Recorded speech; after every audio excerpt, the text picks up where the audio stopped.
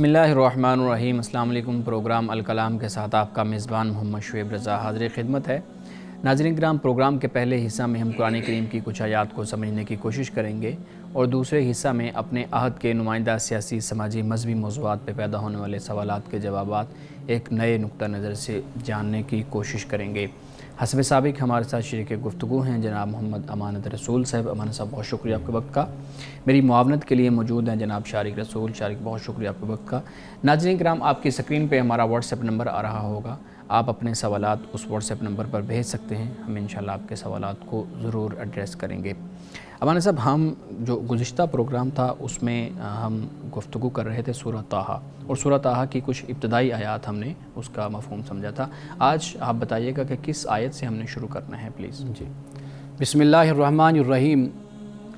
ناظرین کرام، اس سے پہلے پروگرام میں ہم نے 8 آیات کا ذکر کیا تھا اور اس میں رسول اللہ صلی اللہ علیہ وسلم کے حوالے سے چند اہم باتوں کو بیان بھی کیا تھا، اور اللہ سبحانہ و تعالیٰ کی جو شان ہے، اللہ کی جو عظمت ہے، اور اس کائنات میں جو اللہ کا کنٹرول ہے اور جو قدرت ہے، اس کا بھی ہم نے ذکر کیا تھا۔ اب حضرت موسیٰ علیہ السلام کے واقعے کا آغاز ہوتا ہے۔ آپ جانتے ہیں کہ حضرت موسیٰ علیہ السلام مصر میں پیدا ہوئے تھے اور فرعون کے محل میں آپ کی پرورش ہوئی تھی۔ آپ جب جوان ہوئے تو قبطی آپ کے ہاتھ سے ہلاک ہو گیا، تو آپ نے پھر مصر کو چھوڑا، آپ مدین گئے، وہاں پر پھر ایک خاتون سے آپ کی شادی ہوئی، اور پھر اس کے بعد آپ کا یہ سفر شروع ہوتا ہے کہ تقریباً کوئی 9 یا 10 سال آپ وہاں پر رہے، یا اس سے کم یا زیادہ عرصہ، پھر آپ وہاں سے مدین سے چلے، اور پھر اس کے بعد آپ جزیرہ نمائے سینا کے جنوب میں وادی طور کے علاقے سے آپ گزر رہے تھے۔ پھر اس کے بعد کیا ہوا، قرآن مجید نے اس کو یہاں پر بیان کیا ہے۔ فرمایا وَهَلْ أَتَاكَ حَدِيثُ موسیٰ، کہ کیا آپ کے پاس موسیٰ کی خبر آئی ہے۔ اب یہ جو اسلوب اور انداز ہے، یہ در حقیقت رسول اللہ صلی اللہ علیہ وسلم کی تسلی اور تشفی کے لیے بھی ہے، اور یہ متوجہ کرنے کے لیے بھی ہے کہ کیا آگے بیان کیا جا رہا ہے۔ فرمایا اِذْ رَأَىٰ نَارًا، کہ جب حضرت موسیٰ علیہ السلام نے آگ کو دیکھا، فَقَالَ لِأَهْلِهِمْ كُثُوا، تو اپنے گھر والوں سے یہ کہا کہ ٹھہر جاؤ، یعنی آپ کے ساتھ آپ کی بیگم بھی ہیں، اور آپ کے ساتھ ایک ملازم بھی ہے، اور ساتھ آپ کا ایک بچہ یا 2 بچے آپ کے ساتھ ہیں۔ فرمایا کہ انی آنست نارن، کہ بے شک میں نے آگ دیکھی ہے، لعلی آتیکم منہا بقابس، کہ ممکن ہے کہ میں اس سے تمہارے لیے ایک انگارہ لاؤں، یا یہ ہے کہ او آجد علی النار ہدا، یا اس آگ پر مجھے راستے کا پتہ مل جائے۔ یہاں سے معلوم ہوتا ہے کہ حضرت موسیٰ علیہ السلام کو دور سے ایک چنگاری سی آپ کو محسوس ہوئی، یعنی ایسا نہیں کہ کوئی الاؤ دہکا ہوا ہے، بھڑکا ہوا ہے، اور آپ اس کے پاس جا رہے ہیں، یا آپ نے دور سے اسے دیکھا ہے، تو یہ ایسے ہے کہ جیسے ایک چراغ ٹمٹماتا ہے، تو ایسی حالت میں آپ نے دیکھا، اور آپ نے پھر اس کے بعد کہا کہ بھئی ممکن ہے کہ وہاں پر آگ ہو یا کوئی شعلہ ہو تو میں اسے لے کر آؤں، اور وہ جس سے ایک اور مقام پر یہ بھی بیان کیا گیا کہ ہاتھ تم تاپو، یعنی اس سے حرارت لو، گرمی لو اس سے، یا پھر یہ بھی فرمایا کہ بھئی یا اس آگ پر مجھے کوئی راستہ مل جائے۔ اب اس کے بعد قرآن پاک کہتا ہے فَلَمَّا أَتَاهَا نُودِيَ يَا موسیٰ، جب حضرت موسیٰ علیہ السلام وہاں پر پہنچ گئے تو پھر ندا دی گئی، اے موسیٰ انی انا ربک، کہ بے شک میں تیرا رب ہوں، فخلع نعلیک، اپنے جوتوں کو اتار دو۔ اب جوتے اتارنا ضروری نہیں ہوتا کہ طہارت کے لیے اتارنا ہو، یہ تواضع کے لیے بھی اتارنا ہوتا ہے، کہ جیسے آپ کسی ایک مقدس مقام پر آپ جاتے ہیں تو آپ اپنے جوتوں کو اتار دیتے ہیں، تو جوتوں کو اتارنا یعنی اس لیے نہیں کہ کہیں خدا نہ خواستہ جوتوں کے ساتھ کوئی گندگی غلاظت لگی ہوئی ہے تو تب آپ اتار رہے ہیں، ممکن ہے کہ جوتے صاف بھی ہوں تو پھر بھی آپ جوتے اتار دیتے ہیں۔ کیوں؟ اس لیے کہ یہ تواضع کی، عجز و انکساری کی، ایک احترام کی ایک علامت ہے۔ اس کے بعد فرمایا کہ انک بالوادی المقدس طویٰ، کہ بے شک یہ جو وادی مقدس یہ طویٰ ہے، یہ وادی مقدس ہے۔ اس کے بعد فرمایا کہ وَأَنَا اخْتَرْتُکَ، اللہ تعالیٰ نے فرمایا کہ میں نے تجھے چن لیا ہے، فَاسْتَمِعْ لِمَا یوحیٰ، تو توجہ سے سن جو تیری طرف وحی کی جاتی ہے، یعنی جو وحی کی جاتی ہے اس کو توجہ سے سن۔ استماع کا مطلب ہی یہی ہوتا ہے. ایک ہوتا ہے سماع، اس کا مطلب ہوتا ہے جیسے ہم انگلش میں ہیئر کہتے ہیں، سننا، لیکن جو لسننگ ہے وہ در حقیقت استماع ہے. تو یہاں پر فرمایا کہ توجہ سے سن اے موسیٰ وہ جو وحی کی جاتی ہے. اب وحی کیا کی گئی؟ 3 باتوں کو بیان کیا.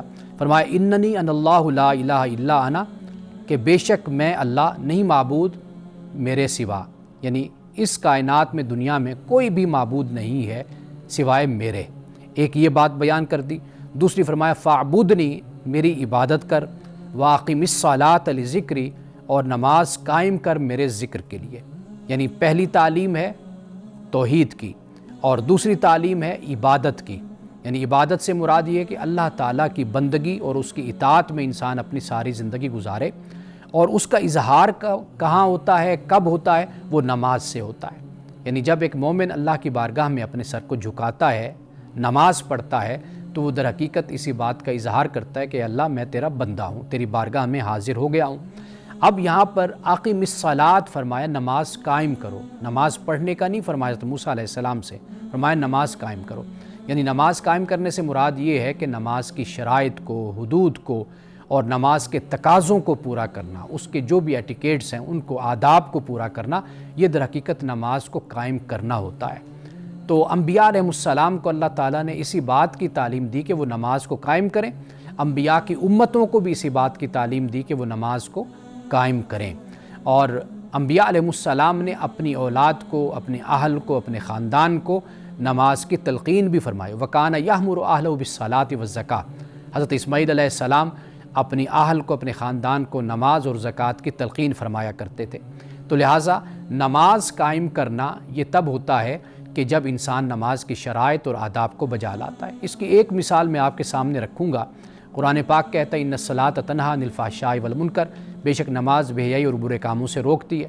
یعنی نماز صرف پڑھنا ہو جائے گی اگر ایک شخص بے حیائی اور برے کاموں سے باز نہیں آتا. ہاں اگر وہ بے حیائی اور برے کاموں سے باز آ جاتا ہے تو در حقیقت پھر یہ نماز کا قائم کرنا ہو جاتا ہے. اسی لیے اللہ پاک فرماتا ہے حضرت موسیٰ علیہ السلام سے کہ نماز قائم کرو میری یاد کے لیے. یہاں پر ذکر بھی بہت اہم ہے. اصل مقصد ہی انبیاء علیہ السلام کی بعثت کا یہی ہوتا ہے کہ وہ تذکیر کرتے ہیں، یعنی بتاتے ہیں کہ بھئی تمہاری زندگی کا مقصد کیا ہے، تم اس دنیا میں کیوں آئے ہو، تم اپنی زندگی کے مقصد کو کبھی نہ بھولنا، تم نے یہاں پر مختصر وقت گزارنا ہے، آخر پھر اس کے بعد تم نے اللہ کی بارگاہ میں حاضر ہونا ہے. یہ تذکیر ہے، یہ ذکر ہے، یہ ذکرہ ہے. اب اس کے بعد فرمایا ان الساعۃ آتیۃ اکاد اخفیہا لتجزا کل نفس بما تسعی. فرمایا کہ بے شک قیامت آنے والی ہے. تو ناظرین کرام یہاں پر جو اکادو کا لفظ ہے، یہ عربی زبان کا جو ذوق رکھنے والے ہیں وہ جانتے ہیں کہ اس لفظ میں یہ بات پوشیدہ ہے کہ بس قیامت آنے والی، بس اللہ کے حکم کی بس انتظار میں ہے کہ کب یہ حکم ہو اور پھر یہ آ جائے. جیسے قرآن پاک نے کہا لا یاتیکم الا بغتہ، یعنی یہ جو قیامت ہے یہ اچانک آ جائے گی. بازاروں میں لوگ چل پھر رہے ہیں، اپنے کام کر رہے ہیں، مصروف ہیں، تو قیامت آ جائے گی. تو لہٰذا قیامت تو انتظار میں اپنے رب کے حکم کی، جیسے رب کی طرف سے حکم ہوگا قیامت برپا ہو جائے گی. اب اس کے بعد فرمایا اس کا ترجمہ یہ بنتا ہے کہ بے شک قیامت آنے والی ہے، میں اس کو چھپائے رکھنا چاہتا ہوں تاکہ ہر شخص کو اس کے کیے کا بدلہ ملے گا. یعنی قیامت کیوں برپا ہونی ہے؟ اس لیے ہونی ہے کہ انسان نے جو دنیا میں کیا ہے اس کو اس کا بدلہ مل جائے. جیسے قرآن پاک نے ایک اور مقام پر اسی بات کو بیان کیا ہے کہ وَلَيْسَ لِلْإِنسَانِ إِلَّا مَا سَعَى، انسان کے لیے وہ یہ جس کی اس نے کوشش کی، تو کوشش کے مطابق اللہ تعالیٰ انسان کے ساتھ معاملہ فرمائے گا. اب اس کے بعد فرمایا فَلَا يَصُدَّنَّكَ عَنْهَا مَن لَّا يُؤْمِنُ بِهَا وَاتَّبَعَ هَوَاهُ فَتَرْدَىٰ. فرمایا پس اس سے تم کو وہ شخص غافل نہ کرے جو اس پر ایمان نہیں رکھتا اور اپنی خواہشوں پر چلتا ہے کہ تم ہلاک ہو جاؤ. یعنی کس سے غافل نہیں کرتا؟ نماز سے غافل نہیں کرتا. یعنی اس شخص کی تو کوشش ہے کہ وہ تمہیں نماز سے غافل کرے، لیکن تم نے غافل نہیں ہونا، وہ تمہیں غافل نہ کر پائے نماز سے. یہ کون سا شخص ہے؟ یہ وہ شخص ہے کہ جو آخرت پر ایمان نہیں رکھتا اور اپنی خواہشات کی پیروی کرتا. اور اس کا مقصد کیا ہے کہ نماز سے آپ لوگوں کو دور کر کے ہلاکت میں آپ لوگوں کو ڈال دے. اب اس کے بعد اللہ سبحانہ و تعالیٰ حضرت موسیٰ علیہ السلام کے خوف کو دور کرتا ہے. یعنی ایک شفقت کا، محبت کا انداز ہے کہ فرمایا وما تلک بیمینک یا موسیٰ، اے موسیٰ تیرے ہاتھ میں یہ کیا ہے؟ حضرت موسیٰ علیہ السلام نے فرمایا ہی عصایا، یہ میرا عصا ہے، میری لاٹھی ہے، میرا ڈنڈا ہے، اتوکأ علیہ واہش بہا علی غنمی ولی فیہا معارب اخری، میں اس پر ٹیک بھی لگاتا ہوں اور اس سے اپنی بکریوں کے لیے پتے بھی جھاڑتا ہوں اور اس میں میرے لیے دوسرے کام بھی ہیں۔ تو اللہ پاک نے فرمایا القیہا یا موسیٰ، اے موسیٰ اس کو ڈال دے۔ حضرت موسیٰ علیہ السلام نے جب اس کو ڈالا تو وہ پھر چلتا ہوا سانپ بن گیا۔ اللہ پاک نے فرمایا کہ اس کو پکڑ لو، ڈرو نہیں، اور فرمایا سنعیدھا سیرۃ الاولیٰ، ہم اس عصا کو پھر پہلی حالت میں ہم اس کو لے آئیں گے، یعنی واپس سانپ سے ہم اس کو ڈنڈا بنا دیں گے۔ اور آخری 2 آیتیں فرمایا کہ وَضْمُمْ يَدَكَ إِلَىٰ جَنَاحِكَ تَخْرُجْ بَيْضَاءَ مِنْ غَيْرِ سُوءٍ آیَةً اخرى، فرمایا اپنے ہاتھوں کو اپنے اس میں جناحک میں، فرمایا اپنے ہاتھ اپنے بغل سے ملا لو تو وہ چمکتا ہوا نکلے گا بغیر کسی عیب کے، یعنی یہ دوسرا معجزہ ہو گیا۔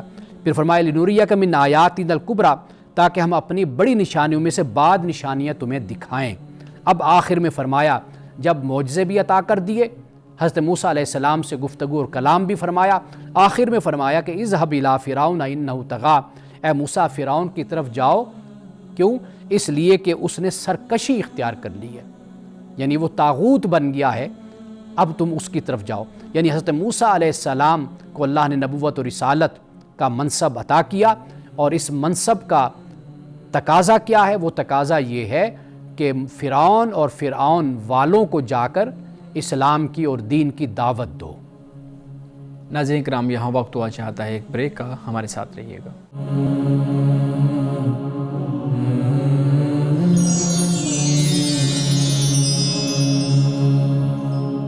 ویلکم بیک ناظرین، امان صاحب بہت شکریہ۔ سورہ طٰہٰ میں جہاں پہ حضرت موسیٰ علیہ السلام کا ذکر ہے اس کو آپ بیان کر رہے تھے۔ اچھا، ہم دیکھتے ہیں کہ ہم نے پچھلی جتنی بھی صورتیں پڑھی ہیں، ہم نے دیکھا ہے کہ اکثر میں حضرت موسیٰ علیہ السلام کا ذکر ہمیں کچھ نہ کچھ ملتا ہے۔ ہم دیکھتے ہیں کہ یوسف علیہ السلام کا ہم نے واقعہ پڑھا، وہ پورا ایک ہی صورت میں ہے۔ اصحاب کہف کا پڑھا، وہ بھی پورا ایک ہی صورت میں ہے۔ حضرت موسیٰ علیہ السلام کا واقعہ اکثر آیات میں، یعنی اکثر صورتوں میں کچھ نہ کچھ اس کو بیان کیا گیا ہے۔ اس کی کیا ریزن ہے؟ ایک ہی جگہ پہ اس کو کیوں نہیں بیان کیا گیا؟ اصل قرآن مجید کے جو نزول کا معاملہ ہے، اس مسئلے کو اگر ہم سمجھ جائیں تو یہ مشکل بھی ہماری حل ہو جائے گی۔ ایک تو یہ ہے کہ حضرت یوسف علیہ السلام کا جو واقعہ ہے یہ در حقیقت سوال تھا یا اعتراض تھا۔ وہ یہی تھا کہ حضرت یوسف علیہ السلام کے بارے میں کہ بنی اسرائیل کنعان سے مصر کیسے پہنچے، یعنی یہ بنیادی سوال تھا کہ بھی مصر میں یہ کیسے آئے تھے۔ ٹھیک، اور اس بنیاد پر حضرت یوسف علیہ السلام کے اس واقعے کو بیان کر دیا گیا۔ صحیح۔ پھر یہ کہ حضرت یوسف علیہ السلام کی کوئی قوم ایسے نہیں تھی کہ جو مدینہ میں موجود ہو۔ اچھا، ایک یہ بات، دوسری بات یہ ہو گئی۔ لیکن جب ہم دیکھتے ہیں حضرت موسیٰ علیہ السلام کا، ایک تو ایسے سوالات، اعتراضات سامنے نہیں آئے۔ دوسری بات یہ ہے کہ وہ جو قوم رہ رہی تھی ان کو گاہے بگاہے اسی بات سے خبردار کرنا تھا، ان کو بتانا تھا۔ ان کی جو حرکتیں تھیں، چیرہ دستیاں جن کو کہا جاتا ہے، ان کی جو سازشیں تھیں، ان کے مطابق یہ واقعات کو بیان کیا گیا۔ یعنی مثال کے طور پر آپ دیکھیں کہ سورۃ آل عمران ہے۔ اب آل عمران اس چیز کو بیان کر رہی ہے، اس بات کو، کہ یہ کہتے ہیں کہ بھئی آپ اگر اللہ کے پیغمبر ہیں تو آپ ایسے ہمیں دکھائیں کہ قربانی کو آگ اچک کر لے جائے۔ ہمیں تو رسولوں نے یہ کہا ہے کہ جب کوئی ایسا رسول آئے گا تو یہ کر کے دکھائے گا، تم اس پر ایمان لانا۔ اب قرآن مجید یہ کہتا ہے کہ بھئی اگر تم اتنے ہی حق پرست ہو کہ بھئی یہ دکھانے پر ہی تم نے ایمان لانا تھا، تو پھر تم نے پہلے انبیاء کو قتل کیوں کیا تھا؟ ان کی جان کیوں لی؟ ان کو شہید کیوں کیا تھا تم نے؟ تو گویا کہ جگہ جگہ پر جیسے لقد سمع اللہ قول الذین قالوا ان اللہ فقیر ونحن اغنیاء، کہ اللہ تعالیٰ نے سن لی بات ان کی کہ جنہوں نے کہا کہ اللہ فقیر ہے، ہم غنی ہیں۔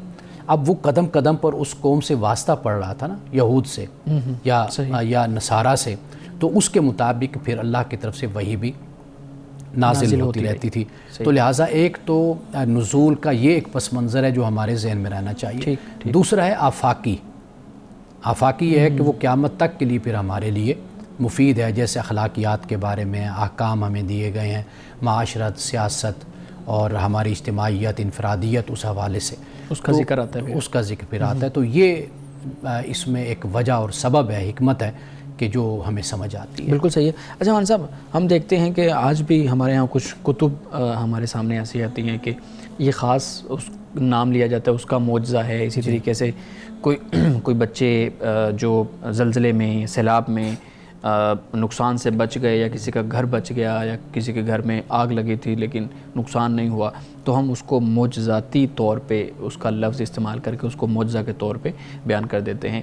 یہاں پہ بھی لفظ معجزہ کا استعمال ہوتا ہے، کیا ان دونوں میں فرق ہے، یا آج بھی اسی طرح کا کوئی معجزہ رونما ہو سکتا ہے؟ دیکھیے، معجزہ جو لفظ استعمال کیا جاتا ہے نا، کوئی انہونی بات ہو جاتی ہے نا، ہم اس کے لیے بھی معجزہ کا لفظ استعمال کرتے ہیں۔ آپ یوں سمجھ لیجئے کہ ایک تو اس کا اصطلاحی معنی ہو جاتا ہے جو ہم معجزہ کا لفظ استعمال کرتے ہیں۔ قرآن پاک نے تو آیت کا لفظ استعمال کیا ہے، آیات کا لفظ استعمال کیا، جیسے ابھی ہم نے پڑھا، یہاں پر بھی آیتن اخرى کے الفاظ آئے نا، کہ ایک اور معجزہ بھی اللہ تعالیٰ نے حضرت موسیٰ علیہ السلام کو دی، آیت۔ تو معجزہ کا مطلب ہوتا ہے عاجز کر دینے والے، یعنی انسانی عقل کو عاجز کر دیتا ہے یہ عمل، جو پیغمبروں کے ہاتھ سے ہم دیکھتے اور ہمیں نظر آیا، ہم نے پڑھا، تو وہ ایک معمول کی زندگی کا حصہ نہیں ہوتا، تو لہٰذا ہم اس کو معجزہ کہتے ہیں۔ اسی طرح اگر کوئی واقعہ اس طرح کا رونما ہو جائے کہ شدید طوفان، جیسے آپ نے کہا، کوئی طوفان ہے، کوئی آندھی ہے، کوئی شخص بچ جاتا ہے، تو ہم کہتے ہیں کہ یہ ایک معجزہ ہو گیا کہ یہ شخص بچ گیا ہے۔ ٹھیک۔ جب مولانا صاحب، ہمارے پاس ناظرین کے بھی کچھ سوالات ہیں۔ پہلا سوال یہ ہے کہ قبلہ مشرق اور مغرب کے درمیان ہے، یہ حدیث ہے، تو آپ بتائیے گا کہ اس حدیث کی تشریح کیا ہے؟ اچھا، یہ جو حدیث ہے، یہ یعنی الفاظ یہ ہیں، قبلۃ ما بین المشرق والمغرب کے الفاظ آتے ہیں۔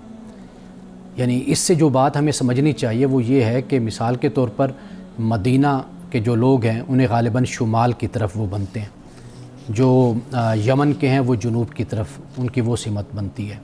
اب ہم ایک اور علیحدہ سمت کی طرف ہم ہیں۔ اب یہ ایک تو سوال یہ پیدا ہوتا تھا نا کہ کعبہ آپ کے سامنے ہے یا نہیں ہے، لیکن آپ نے اس طرح کھڑا ہونا ہے کہ برابر آپ کعبے کے سامنے آ جائیں، یعنی قبلہ جو آپ کا بنے اس طرح بنے کہ دائیں طرف بھی اتنی جگہ ہو، بائیں طرف بھی اتنی جگہ ہو، برابر۔ اس اعتراض، اس مشکل کا حل رسول اللہ صلی اللہ علیہ وسلم نے یہ دیا کہ آپ کسی ملک میں بس رہے ہیں، رہتے ہیں، تو آپ اس فکر میں مت ہوں کہ بھئی آپ پورے قبلہ کے سامنے، کعبۃ اللہ کے سامنے آئیں گے تو آپ کی نماز ہوگی، بلکہ آپ کو کعبۃ اللہ کا ایک کونا بھی مل جاتا ہے نا، صحیح تو آپ کی نماز ہو جائے گی۔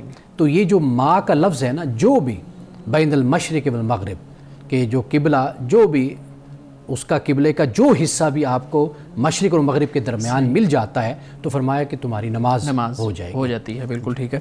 اچھا مولانا صاحب، اگلا سوال یہ ہے، یہ ایک نوجوان کی طرف سے سوال ہے، کہتے ہیں جی میں ایک لڑکی کو پسند کرتا ہوں اور مجھے کافی دیر ہو گئی ہے اس کو پسند کرتے ہوئے، اس کو معلوم نہیں ہے، میں اس کو اپنی دعاؤں میں بھی مانگتا ہوں، تو میرا اس کو دعاؤں میں مانگنا یہ کچھ غلط ہے، اس پہ کوئی خرابی ہے؟ دیکھیے، جب آپ اس سے شادی کرنا چاہتے ہیں، نکاح کرنا چاہتے ہیں اور اسے اپنی رفیق حیات بنانا چاہتے ہیں، تو آپ اللہ کی بارگاہ میں دعا کر سکتے ہیں۔ آپ کی کوئی بھی حاجت ہے، ضرورت ہے، آپ کی خواہش ہے اور جائز خواہش ہے، آپ اللہ تعالیٰ سے مانگتے ہیں۔ یعنی انسان شادی ہو جاتی ہے، پھر اولاد بھی اللہ کی بارگاہ میں دعا کرتے ہیں، یا اللہ مجھے صالح اولاد، انبیاء علیہ السلام نے دعا کی ہے۔ اور پھر آپ یہ دیکھیے کہ یقولون ربنا حب لنا من ازواجنا وذریاتنا قرۃ اعین، بیویوں اور بچوں سے ہم آنکھوں کی ٹھنڈک بھی مانگتے ہیں۔ بالکل صحیح۔ تو یہ دعا ہم کر سکتے ہیں، اس میں کوئی حرج نہیں ہے۔ بالکل ٹھیک ہے۔ مولانا صاحب، اگلا سوال یہ ہے، وہ کہتے ہیں جی غیر مسلم کو اپنے پہنے ہوئے جو کپڑے ہیں وہ دینا کیا گناہ ہے، اور ان کے ساتھ میل جول رکھنا صحیح ہے؟ دیکھیے، غیر مسلم انسان ہے اور اس کے ساتھ کوئی بھی شخص ہے، آپ اس کے ساتھ روابط بھی رکھ سکتے ہیں، اور اگر آپ اپنی طرف سے کوئی اس کو تحفہ دیتے ہیں، کوئی ہدیہ دیتے ہیں، کوئی اپنے کپڑے دیتے ہیں، کچھ بھی دیتے ہیں، تو آپ دے سکتے ہیں۔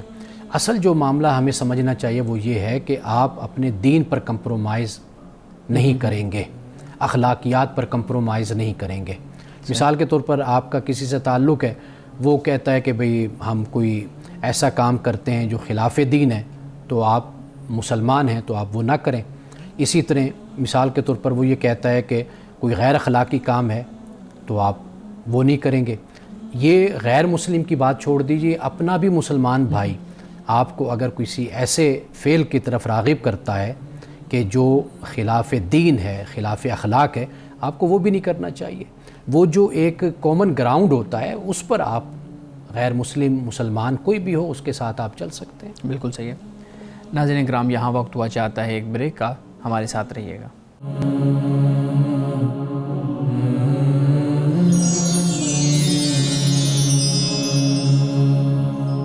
ویلکم بیک ناظرین۔ امان صاحب، ہم اپنے ناظرین کے سوالات لے رہے تھے، میں آپ کے سامنے رکھتا ہوں۔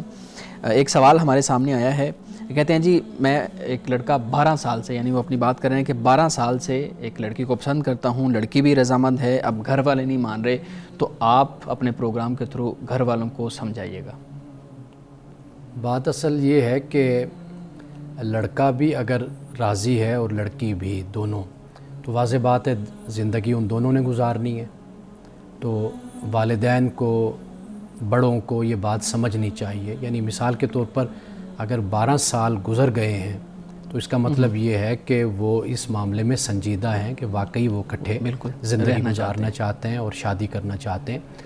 ویسے بھی اگر کوئی بھی مسئلہ ہو جہاں پہ لڑکا اور لڑکی راضی ہوں تو والدین کی ذمہ داری یہ بنتی ہے کہ وہ ان دونوں کو سمجھائیں، یعنی لڑکی والے بھی سمجھا دیں، لڑکے کو بتا دیں۔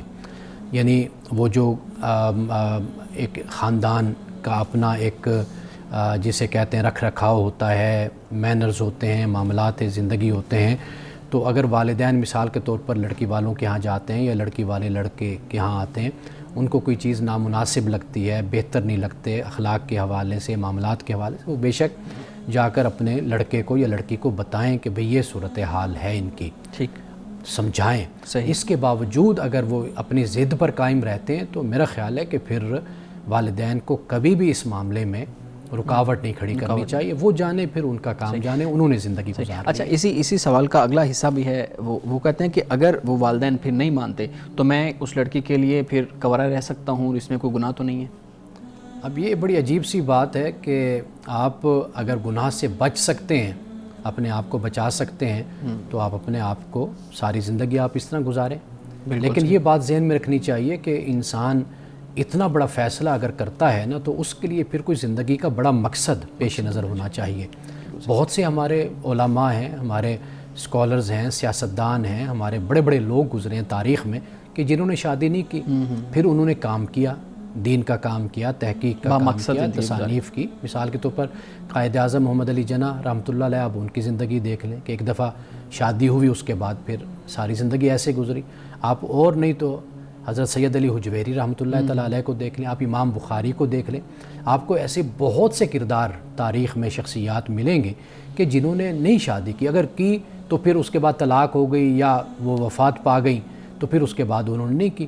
پھر یہ ہے کہ انسان پھر اپنی زندگی کا کوئی بڑا مقصد چنتا ہے تاکہ وہ اپنی فراغت کو اور اپنے وقت کو پھر اس پر صرف کرے، لگا سکے۔ بالکل ٹھیک ہے مولانا صاحب، اگلا سوال ہمارے ناظرین کا، وہ کہتے ہیں جی یہ ایک ہماری بہن کی طرف سے سوال ہے کہ میرا بیٹا نشہ کرتا ہے اور وہ گھر میں کوئی خرچہ اور پیسے رقم بھی نہیں دیتا، تو لوگ مجھے کہتے ہیں کہ تم اس کی شادی کر دو، اگر نہیں کرو گے تو تم گناہ گار ہو رہی ہو، تو اس صورت میں کیا میں گناہ گار ہو رہی ہوں؟ دیکھیے، والدین اس وقت گناہ گار ہوتے ہیں نا کہ جب ہر طرف سے معاملہ درست جاتا ہے، یعنی کہ بچہ جو ہے وہ ذمہ دار بھی ہے اور اپنے دیگر معاملات کو لے کر چلنے کے قابل بھی ہے۔ اب قرآن پاک نے اس مسئلے کو اس طرح حل کر دیا نا، قرآن نے کہا کہ فَإِنْ آنَسْتُم مِّنْهُمْ رُشْدًا فَادْفَعُوا إِلَيْهِمْ أَمْوَالَهُمْ، کہ جیسے یتیم بچے ہیں، ان کا مال ہے، تجارت ہے، کاروبار ہے، قرآن سرپرست کو یہ کہتا ہے، نگران کو یہ کہتا ہے کہ اگر تم ان میں محسوس کرتے ہو نا، ذمہ داری دیکھتے ہو، تو پھر ان کا مال ان کے سپرد کر دو۔ رشد کا لفظ استعمال کیا، یعنی عقلی بلوغت اگر ان میں ہے کہ وہ اپنا نفع نقصان سمجھتے ہیں تو لہٰذا پھر ان کا مال ان کے سپرد کر دو۔ اسی طرح دیکھیں، یہ تو صرف مال ہے نا، لیکن جب آپ اپنے ایک بچے کی شادی کر رہے ہیں تو پھر آپ یہ دیکھیں نا کہ وہ کتنا ذمہ دار ہے، اپنے نفع نقصان کو سمجھتا ہے نہیں سمجھتا، اپنی ذمہ داریوں کو نبھا سکتا ہے یا نہیں نبھا سکتا، آخر وہ اپنے گھر کا سربراہ بن جائے گا نا، تو پھر اس کے بعد وہ معاملات کو لے کر چلنے کے قابل ہے یا نہیں ہے۔ اب معاملہ یہ ہے کہ اگر یہ ماں جو ہماری بہن پوچھ رہی ہیں، اگر اپنے بیٹے کی اس حالت میں شادی کر دیتی ہیں تو پھر گناہ گار ہوں گی کہ وہ بچہ کہ جو ایڈکٹڈ ہے، کسی نشے میں ہے، اور پھر اس کی شادی کر دیتی ہے، اب اس کے بعد جو نہ وہ گھر سنبھال سکتا ہے، نہ بیوی سنبھال سکتا ہے، نہ وہ اس قابل ہے، تو اب اصل میں وہ گناہ گار ہوگی. اسے چاہیے کہ پہلے ریہیبلیٹیشن کا جو عمل ہے وہ کرے، اپنے بیٹے کو ذمہ دار بنائے، نارمل کرے، پھر اس کے بعد اس کی شادی کرے. بالکل صحیح ہے. مولانا صاحب اگلا سوال ہے، یہ ایک بڑا ایک سماجی مسئلہ بھی انہوں نے لکھا ہوا ہے کہ یہ بڑا سماجی مسئلہ ہے اور اس کی طرف لوگوں کا رجحان بڑھتا جا رہا ہے. کہتے ہیں جی جب بھی بیٹیاں شادی کے بعد اپنے ماں باپ کے گھر آتی ہیں تو بھابیاں اور گھر والے یہ سمجھتے ہیں یہ کچھ لینے آئی ہیں. کیا شادی کے بعد بیٹیاں اپنے بھائیوں کے گھر یعنی بہنیں اپنے بھائیوں کے گھر نہیں آ سکتی؟ کیا ان کا کوئی حق نہیں ہے؟ کیا اسلام ان کو یہ حق نہیں دیتا؟ بھابیاں اور باقی لوگ یہ سمجھتے ہیں کہ اب یہ جو شوہر ہے، یہ جو تمہارا بھائی ہے، اس کا تعلق ہم سے ہے، اب اس کا تعلق تم سے نہیں ہے. تو وہ کہتا ہے کہ اس رجحان کے بارے میں آپ کی کیا رائے ہے؟ اچھا، تالی دونوں ہاتھوں سے بجتی ہے. جہاں پر نندیں جا رہی ہیں بھائی کی طرف، یعنی بہنیں جا رہی ہیں، تو وہ بھی کوئی تحفہ تحائف اپنے بھائی کے لیے، بھائی کے بچوں کے لیے، بھائی کی بیگم کے لیے لے کر جائیں، اس سے بھی اچھے تعلقات بنتے ہیں. اسی طرح جو بھابیاں ہیں وہ بھی خاطر تواضع کریں، خدمت کریں. یہ دونوں طرف سے معاملہ ہوتا ہے. ہم نے یہ بھی دیکھا ہے کہ نندیں جاتی ہیں تو مسائل پیدا ہوتے ہیں، یہ بھی صورت بن جاتی ہے. یہ بھی صورت بنتی ہے کہ کئی دفعہ وہ جسے ہم کہتے ہیں پوزیسو جو صورت ہوتی ہے بیویوں کی طرف سے، وہ بھی ہمیں نظر آتی ہے کہ وہ کسی صورت میں بھی خامند ہمارا کچھ بھی اپنی بہنوں کو یا اپنی ماں کو نہ دے. یہ بھی ایک صورت ہمیں نظر آتی ہے. حقیقت یہ ہے کہ انسیکیورٹی یہ سب سے بڑا مسئلہ ہوتی ہے. جو بہنیں ہیں وہ بھی اس بات کا خیال رکھیں کہ یہ بھائی ہے، اس میں کوئی شک نہیں ہمارا، اور لیکن ہم کسی اور کی بیوی ہیں اور اس کی بیوی کوئی اور ہے، تو لہٰذا ہم اپنے بھائی کے ساتھ اب اتنا ہی چلیں کہ جتنا ہمارا اس سے ربط اور تعلق بنتا ہے. اور بہنیں جو بھابیاں ہیں وہ بھی اس بات کو سمجھیں کہ ہم بھی کسی کی بہنیں ہیں، تو ہم بھی یہی جذبات رکھتے ہیں کہ بھائی ہمارے پاس بھی آئیں، ہم اپنے بھائیوں کے پاس بھی جائیں. تو میرا خیال ہے کہ اگر انسان اپنے آپ کو دوسرے کی جگہ رکھ کر اگر سوچے نا تو پھر سارے مسئلے حل ہو جاتے ہیں. پھر یہ جو زیادتی اور یہ جو رویے میں انسان کی اونچ نیچ ہوتی ہے، یہ پھر اس کا خاتمہ ہو جاتا ہے. بالکل صحیح، بہت شکریہ مولانا صاحب. ہم دیکھتے ہیں کہ یہ اس طرح کے رجحانات بہت زیادہ ہمارے ہاں بڑھ رہے ہیں، اور انسیکیورٹی والی جو بات کی ہے، مختصر یہ بتائیے گا کہ یہ ہوتا کیوں ہے؟ انسیکیورٹی بہن بھائیوں میں پہلے تو پیدا نہیں ہوتی، بعد میں کیسے پیدا ہو جاتی ہے؟ باپ بیٹے میں نہیں ہوتی، بعد میں کیسے پیدا ہو جاتی ہے؟ دو بہنوں میں نہیں ہوتی، بعد میں کیسے پیدا ہو جاتی ہے؟ واضح بات ہے کہ پہلے آپ ہوتے ہیں اور بہن ہوتی ہے، یعنی بھائی ہے تو بہن ہے، بیٹا ہے تو ماں ہے، بیٹا ہے تو باپ ہے، بھائی ہے تو بھائی ہے. پہلے صرف ایک فوکس ہوتا ہے، ایک توجہ ہوتی ہے. لیکن جب اسی توجہ کو تقسیم کرنے والے آ جاتے ہیں، یعنی بیگم آ گئی، بیگم کے بعد پھر بچے آ گئے، تو خود بخود پھر یہ احساس پیدا ہوتا ہے. لیکن اس احساس کو ختم کرنے کے لیے سب سے اہم کردار پھر شوہر کا، بیٹے کا، بھائی کا کردار ہوتا ہے کہ وہ اس طریقے سے چلے کہ کسی کے اندر بھی انسیکیورٹی کا احساس پیدا نہ ہو. لوگ ایسا رویہ اختیار کرتے ہیں، ہم نے دیکھا ہے بہت زیادہ، یعنی اپنی بیوی پر توجہ نہ دینا، اس کے حقوق ادا نہ کرنا، بچوں کو نہ پوچھنا، بس ماں اور بھائی اور بہنوں کا ذکر ہوتے رہنا اور انہی پر ہی توجہ اور سب کچھ نچھاور کرتے رہنا. یہ جو رویہ ہوتا ہے نا، یہ افراط و تفریط جہاں پر پیدا ہوتا ہے نا، وہاں پر یہ مسائل پیدا ہوتے ہیں. بالکل ٹھیک ہے. شارق آپ بھی سوال کرنا چاہ رہے ہیں؟ پلیز. میرے قیامت کے حوالے سے کچھ سوال ہیں. جیسا کہ آپ نے قیامت کے بارے میں اپنے درس میں ذکر کیا، تو میں یہ جاننا چاہتا ہوں کہ جو قیامت ہے اس کے بعد ہم زندگی نئے سرے سے شروع کریں گے، یا پھر جو ہمارے تعلقات، جو روابط دنیا میں قائم ہوئے، ہم وہ بھی جاری رکھ سکیں گے؟ دیکھیے، دنیا کا معاملہ تو مختلف ہے، آخرت کا معاملہ اس کا معیار ہی مختلف ہے. اچھا. دنیا کا معاملہ تو یہ ہے کہ کوئی اچھا ہے، کوئی برا ہے، ہم اس کے ساتھ نبھاتے ہیں. یعنی مثال کے طور پر میاں بیوی ہیں، بچے ہیں، دوست ہیں، رشتہ دار ہیں، جیسے بھی ہیں ہم کہتے ہیں ان کے ساتھ ہم چلتے رہتے ہیں. یہاں پر تو دوسرا معاملہ ہو جاتا ہے. آخرت کا معاملہ یہ ہوتا ہے کہ وہاں پر جو اللہ سبحانہ و تعالیٰ کا معیار ہے، کرائیٹیریا ہے، اسی کے مطابق ہی فیصلہ ہوگا. ممکن ہے کہ دنیا کے جو دوست ہیں وہ آخرت میں ایک دوسرے کے دشمن بنے ہوئے ہوں. جی. کیوں؟ اس لیے کہ دنیا میں وہ ایک دوسرے کا تعاون برے کاموں میں کرتے تھے. مثال کے طور پر قرآن پاک نے اس کو بیان کیا ہے کہ الاخلاء یومئذ بعضهم لبعض عدو الا المتقین. فرمایا کہ دنیا میں جو دوست ہوں گے قیامت کے دن ایک دوسرے کے دشمن ہوں گے، مگر متقین دشمن نہیں ہوں گے. بالکل. یعنی دنیا میں جو ایک دوسرے کو نیکی کی تلقین کرتے رہے، تعلیم دیتے رہے، نصیحت کرتے رہے، ایک دوسرے کے ساتھ تعاون کرتے رہے اچھے کاموں پر، تو وہ آخرت میں ایک دوسرے کے دوست ہوں گے. لیکن دنیا میں جو برائی اور بدی پر جو ایک دوسرے کے دوست بنے رہے, آخرت میں وہ ایک دوسرے کے دشمن ہوں گے. تو لہٰذا جو آخرت کا معیار ہے وہ بالکل مختلف ہے. یہاں ممکن ہے کسی کو دولت کی بنیاد پر احترام دیا جا رہا ہو, ممکن ہے کسی کو ذات کی بنیاد پر دیا جا رہا ہو, ممکن ہے کسی کو اس کے منصب اور حیثیت کی بنیاد پر یہاں پر عزت دی جا رہی ہو. لیکن خدا کے ہاں جو عزت کا معیار ہوگا وہ تقویٰ ہوگا, وہ ایمان ہوگا. تو لہٰذا وہاں پر انسان جو پرکھے جائیں گے, دیکھے جائیں گے, وہ اپنے ایمان اور عمل صالح کی بنیاد پر ہوں گے. ناظرین کرام, بقیہ سوالات لیتے ہیں ایک بریک کے بعد, ہمارے ساتھ رہیے گا.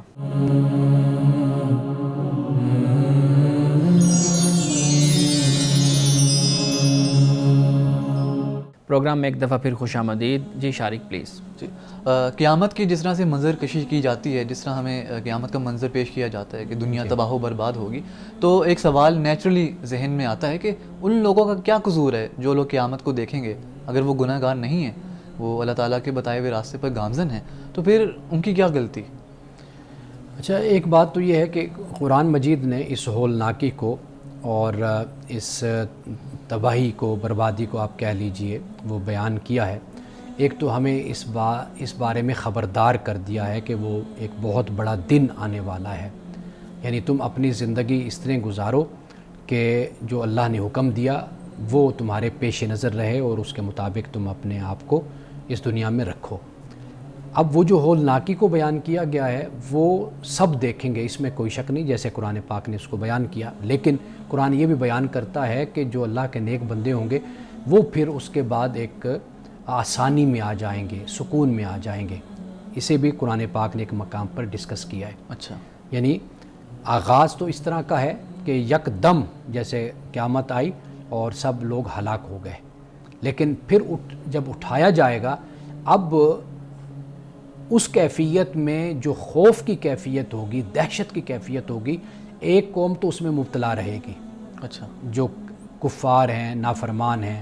لیکن اس کے مقابل جو دوسری قوم ہے, جو صالحین ہیں, مومنین ہیں, اللہ کے نیک بندے ہیں, وہ ایک خاص حد کے بعد, وقت کے بعد پھر ایک اس حالت میں آ جائیں گے جس میں ان کو سکون اور اطمینان ان کو نصیب ہو جائے گا. یہ بھی قرآن پاک نے بیان کیا ہے.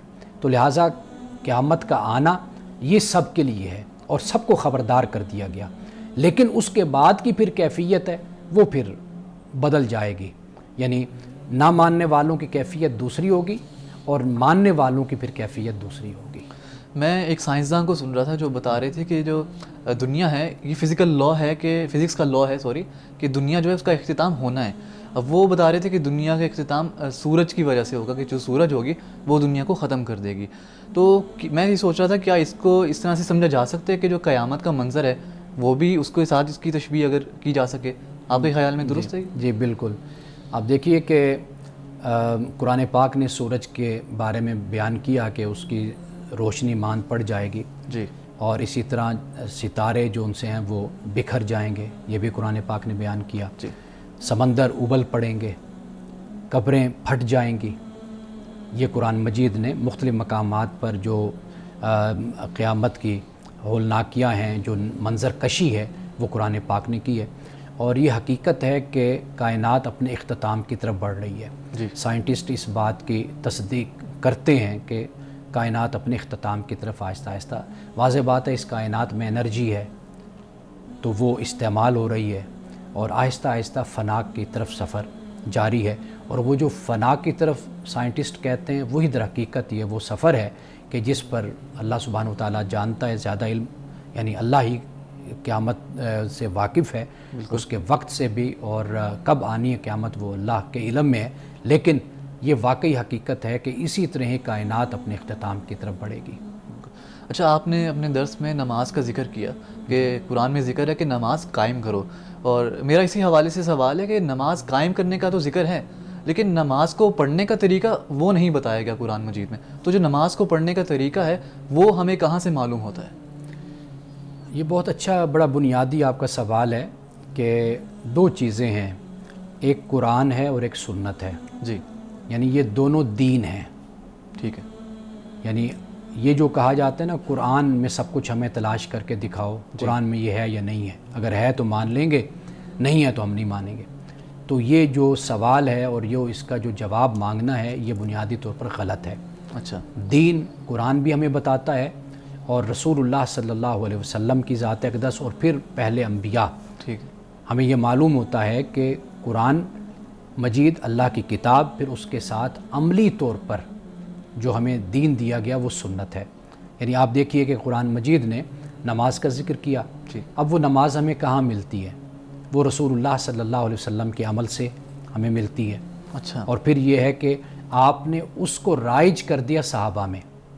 یعنی آج بھی اگر آپ دیکھیں گے، آپ کسی مسلمان بچے کو یہ بتانے کی ضرورت ہی نہیں ہے کہ یہ جو آواز آ رہی ہے اسے ہم اذان کہتے ہیں، اس کو شروع سے معلوم ہے کہ یہ اذان ہے۔ اسے نماز کا بھی پتہ ہے کہ 5 وقت نماز ہوتی ہے، اسے روزے کا بھی پتہ ہے، اسے زکوٰۃ کا بھی پتہ ہے، اسے حج کا بھی پتہ ہے۔ ایسے بہت سے امور اور معاملات ہیں کہ جن کی خبر ہمیں ہے۔